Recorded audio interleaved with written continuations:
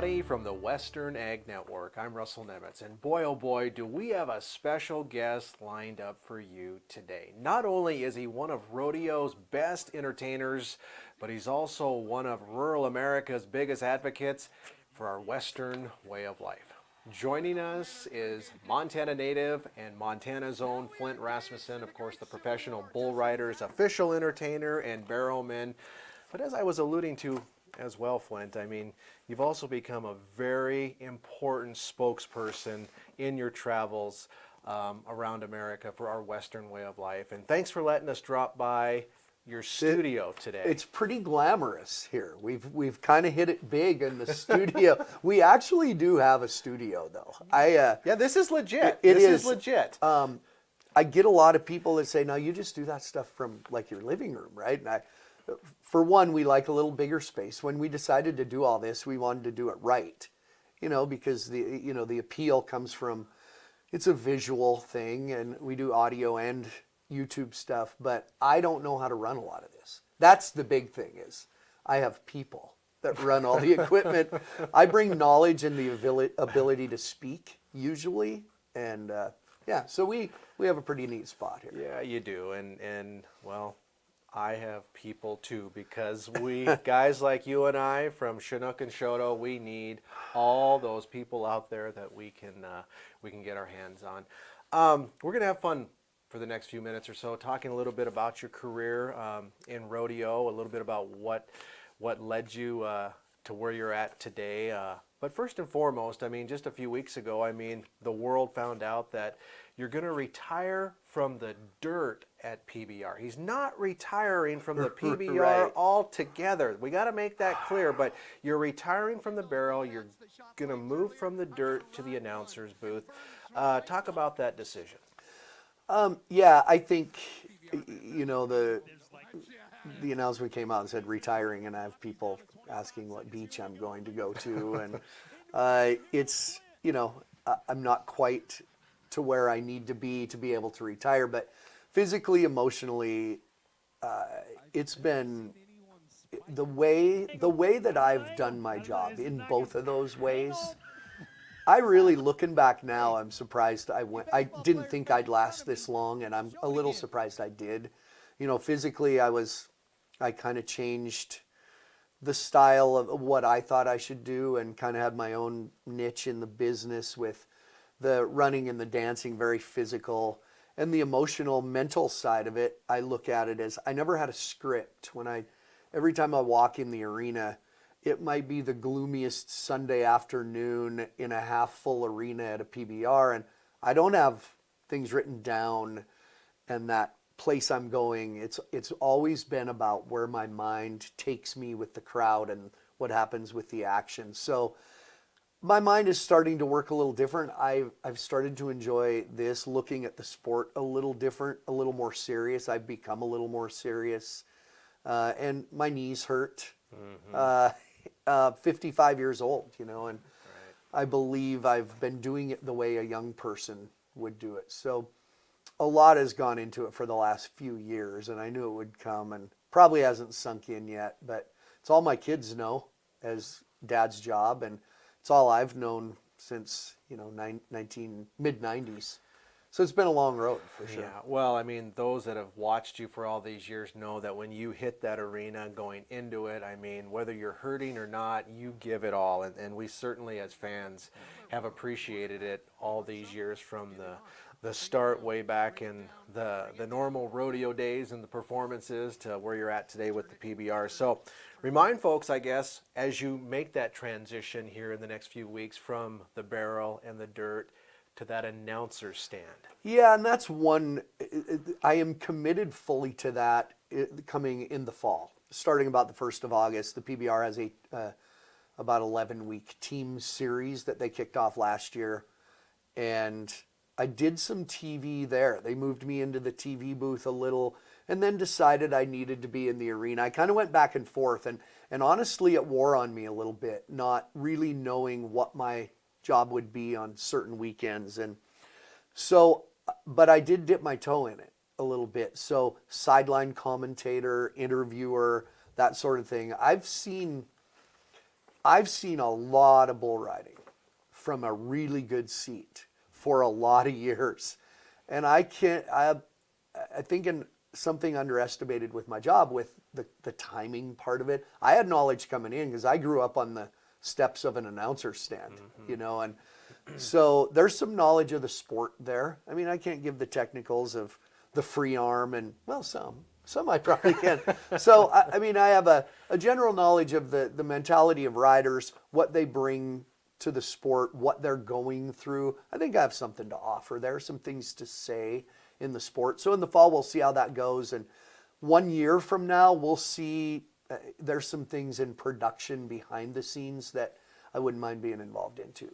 Well, as you make that transition, I mean, I think it's interesting for folks at home to know too, this isn't going to be your first stint in the announcer's booth by far. I mean, just in the very limited homework I was doing in preparation for this visit today with Flint, I mean, and I kind of remember a few of them as well, but you also did some announcing during your days at college down there in Dillon. You also did some announcing in Havre when you were teaching school up there and helping out the Northern at the time. So you were journalisming. You did some journalism. Yeah, I know, right? It's almost scary that I can still dip my toe in that arena too. You know, it's funny. As you were talking, I went, how did I? When I was at college, suddenly I was the voice of the Bulldogs. I did basketball and football games. And I really didn't have any experience in that. And I knew the guy that was doing it. And his dad was the head football coach there. He was done with school and getting out of there, and asked if I wanted to do it. And holding a microphone is not a foreign thing to the men of our family. So, yeah, I loved, it's funny because TV commentating, like at rodeo or bull riding, is different than being a rodeo announcer, than a live announcer. Way different. I've never really wanted to be an in-arena announcer, a rodeo announcer. I think that sounds hard to me, but I loved doing basketball games. Bulldogs, then I went to Havre, did some Blue Pony games, Northern Lights games in the Armory gym when the women, the skylights were so good, those glory days. And I would like to do that. I went to some tournaments here in Billings in the last couple of months, and I want to do these tournaments. So 1,000 a game, that's it. That's all I need. Yeah, you're talking Lane Nordland type salary, right? That's Nordland money, and but it did prepare me. When I first started the rodeo clowning stuff, we didn't have the microphones. Everything we did, I'm sure you remember, was from me to the announcer to the people. So it was me to my dad to the people, or me to my brother Will to the people. And I remember the first time somebody made me wear a microphone, and it was the producer of the Northern Rodeo Finals. It was at the Metro early 90s, late 80s. He said, I want you to wear a microphone. And I thought it would ruin my shtick. I really did. I don't want a microphone, but my years through college of announcing those games, it really taught me how to be on a microphone and not be afraid to hear my voice. And now I love to hear my voice. You and everybody else in radio and television, so that was, and social media. What's funny is you look back on your life, and going through high school, I was an athlete, but I was also a singer and drama, won music and drama awards, but won athletic awards. And that's an unusual combination. And I didn't think it was because I didn't know any better. But looking back, and that all came from being from a small town. You brought up the advocate for rural America. Shoto High School, everything I did, and then went to a small college where I was active in so many things. Little did I know all of that was going to go into a bowl and mix it up and kick out what my career has been. Yeah. So it's interesting. And here we are in 2023 and talking about the transition into the PBR's announcer's booth. But as we do this interview in your According to Flint studio, I mean, this has also led to a lot of opportunities for you to take that message to other airwaves through According to Flint and other social media platforms. Talk about that. Yeah, you know, social media is kind of a necessary evil in what I do now. It's the way a lot of people hate social media, and there's a lot of days I do as well. It's an avenue for people to criticize or be very positive. But it allows us to connect. That's our way now of connecting with fans. The world has changed. You know, I get a lot of things. Will you be signing autographs? Where are your appearances? Sponsorship and marketing of sports and anything professional has really shifted where it's not emphasized that so much. But we connect. We can track every number of fan that clicks onto what we're doing. And we know that watching out there is that many people. And so we kick out little video shorts. We do the full, you know, long form podcast. And really I give people on social media a peek to where they're not supposed to be. I will do a Facebook Live from the locker room in the hallway of some arena and we're at whatever city we're in, and they go crazy for that. They're somewhere where they're not supposed to be, and then bring in great guests on my podcast and chat for 45 minutes or an hour. And it, you know, and that kind of started, we really amped it up during COVID because we had nothing else we could do. And this cameras and people's computers and people's phones was how we reached out and said, hey, we're thinking of you. We're still alive here. You know, David Allen in town called me during COVID, said, time to do that podcast, I guess. So Yep. Here we are a couple of years later. And, you know, I've always done my Outside the Barrel talk show at the NFR for about 18 years now. And people are asking me, so you're going to quit doing that stuff now too? And the reason I've done those is I love doing it, but now this gives me the next step of what I should do. And I don't have to dance and sweat and have my knees hurt. So it's a win-win. Exactly, it sure is. Well, let's back the train up just a little bit, Flint, and maybe remind folks too how long you've actually been doing this and how you actually even became interested in becoming an entertainer in the profession of rodeo, becoming a rodeo clown, because I mean, you're truly now at the pinnacle of your career in your profession. But like any of us, when we start out at the bottom of the totem pole. I mean, talk about where you were then and how you got to now. Yeah, and I always try to do the Reader's Digest version, but it's a pretty big Reader's Digest. But, you know, my dad was, he announced here for years. He was the voice of the NRA Rodeo Association, you know, and I really didn't have much interest in rodeo. I mean, it was there because that's what we did in the summer. We hopped in and went to places like, you know, the Lewistown Fair. I knew that place inside and out, and Big Timber and Absaroka and all those places. And I was, you know, we were sitting around all those things that I was very active. Crowds didn't bother me. I was out of high school, so that rush of sports and being in front of a crowd was gone. And my brother Will and my dad and I don't know why I remember this, we were sitting around the table at my dad's house, and I don't remember how the conversation started, but I was commenting about how rodeo clowns kind of are doing all the same things as when I was 5 years old. And they kind of were, you know. I can name off the clown acts for you and the jokes. And so my brother and dad kind of called me out on it. Well, why don't you do it then? Well, I was pretty cool. I didn't need to do that. But Will, 2 weeks later, happened to be going to Superior, Montana to announce the rodeo, and knew the committee, and they trusted us. And he called him and said, Flint wants to come to work. He's going to try being a rodeo clown. And they trusted the family, and I was working for free, so that helped. And in the meantime, Lloyd Ketchum, who knew he was funny, right? He was bullfighting and the clown at the Lewistown Rodeo, and I was there with my dad, and he had me help him with this clown act. We blew up the outhouse, of course. And so I got a little practice there. He taught me how to put my makeup on. Lloyd Ketchum taught me how to put my makeup on. Went to Superior, it took off, and I went to White Sulphur Springs, and then I did the college rodeo in Dillon, and Don Jacobs came to me and said, I want you to do all my rodeos next summer. And I'm 19 years old. So it was my summer job in college. went on and got a teaching job and thought I was done with it, and just I had not one expectation or goal to do this for a living, to be great at it, Yeah. for it to turn into something. And what it did, it made me stay. I didn't do, there's a lot of young guys out there, they do something for 1 year and they're ready to go the Pendleton Roundup, dang it, you know.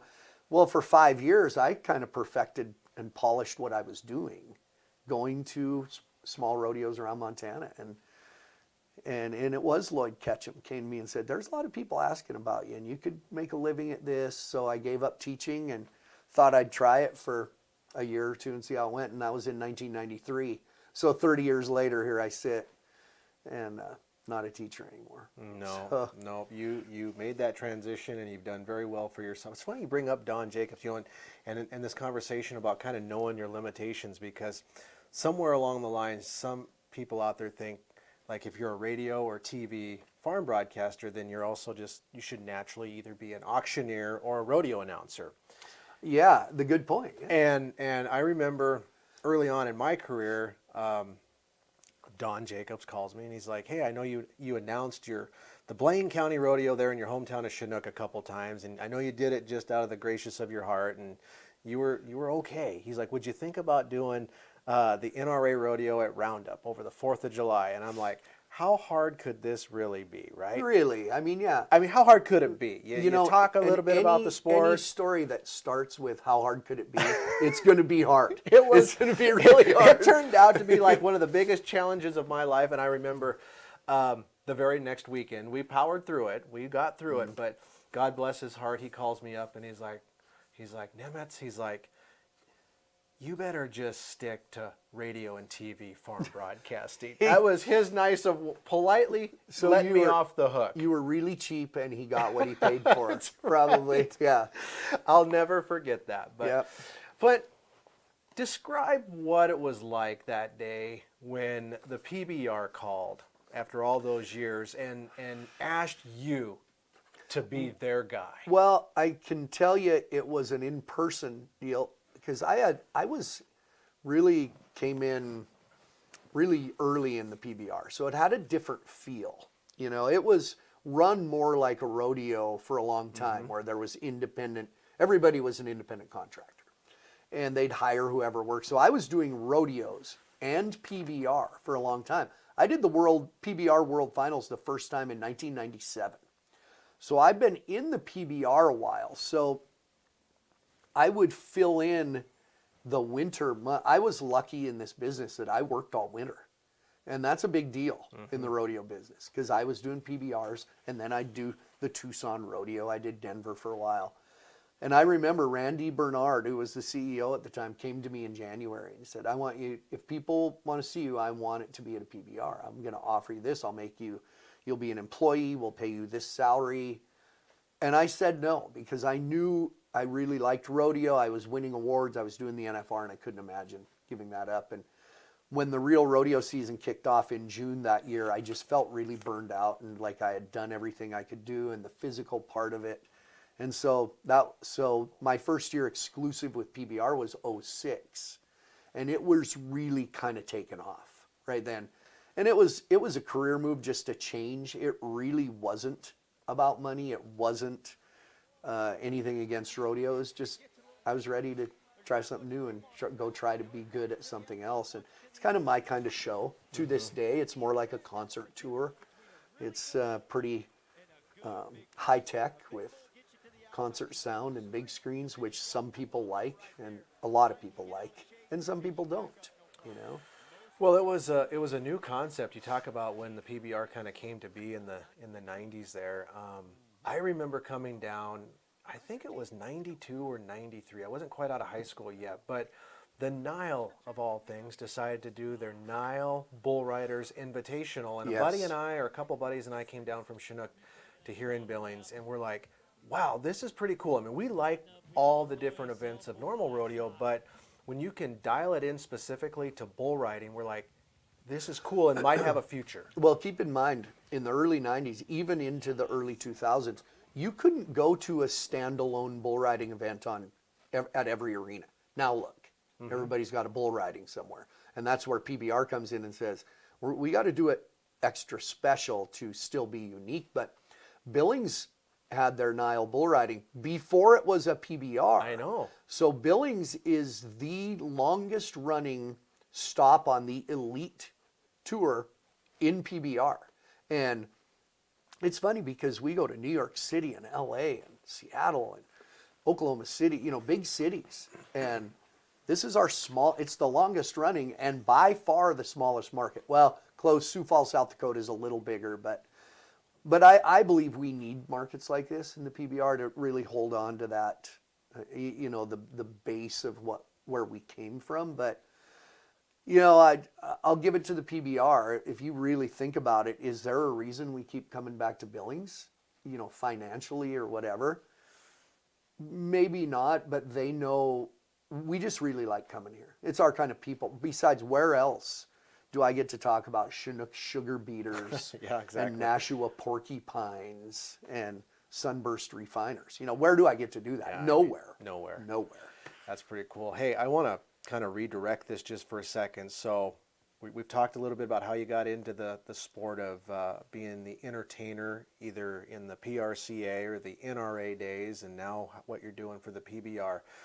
But in the 2000s, even as of an elite athlete that you really were in Shoto and, you know, transitioning to where you're at today professionally, you had a pretty big scare in the 2000s. How scary was that heart attack, Flint? 2009, March 11th, 2009. At the time, it wasn't scary because I wasn't really sure what was going on. I guess I never look at it like it scared me as I look back at that. And I was in really good shape. 41. Yeah, I was 41 years old. And was really worried about, you know, I was starting to rethink my career because I wasn't able to work out like I had. And I was out of breath and I was worried I was getting old and luckily I just had a heart attack. I wasn't old. And yeah, you had that going for I had you. that I mean, going for life me. is good. Put another stint in. And I honestly don't like to say this. You hear those stories about heart attacks and it changed my life and brought me closer to whatever. And it really, I can say now, it kind of did the opposite to me. I was angry about it. You know, worked out every day in great shape.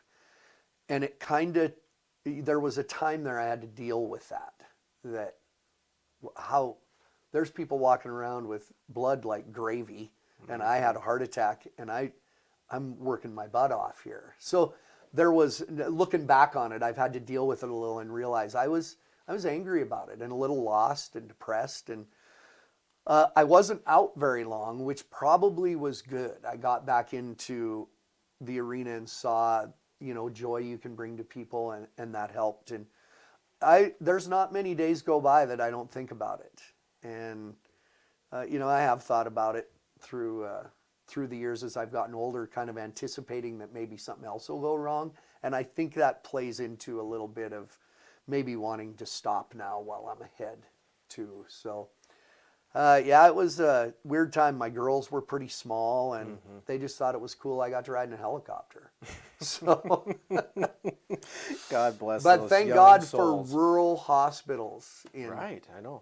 in Montana. You know, Teton Medical Center in Shoto rushed, my wife at the time rushed me there and they flew me to Great Falls and stabilized me. And so without that, I probably wouldn't be here, actually. Wow. Which would have saved you some time today. I guess. I would have been heartbroken, actually, not having this chance to visit with you.